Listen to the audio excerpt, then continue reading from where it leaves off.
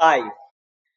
Reading loudly in a quiet namaz and quietly in a loud namaz will necessitate sajda sahw. So, the first question is, what is the meaning of loud? What is the meaning of quiet? That is the first thing to understand. So, scholars say when it is said you should read quietly, it doesn't mean that you read so quietly that you can't hear yourself.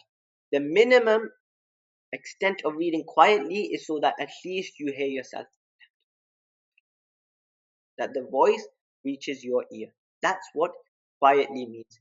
Even if that means that the person next to you, he slightly hears you, that does not equal or that does not mean that what you are doing or what you are reading is loud. No, that's still quietly, even if the guy next to you can hear you.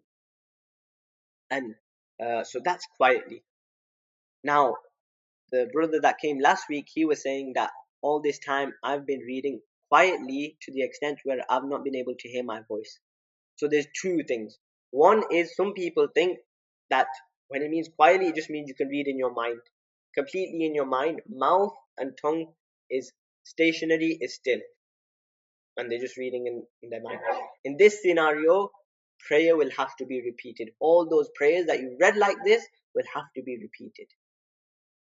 But if the person was reading in such a manner where he was moving his mouth and tongue, but there just was no voice coming out to his ears, then we will say that it is not necessary for him to repeat the prayers, but moving on now, moving forward, he should recite in a manner where he can hear himself. So note the difference that if you just read without moving your mouth and tongue, then namaz will have to be repeated. You've moved your tongue, even that is incorrect.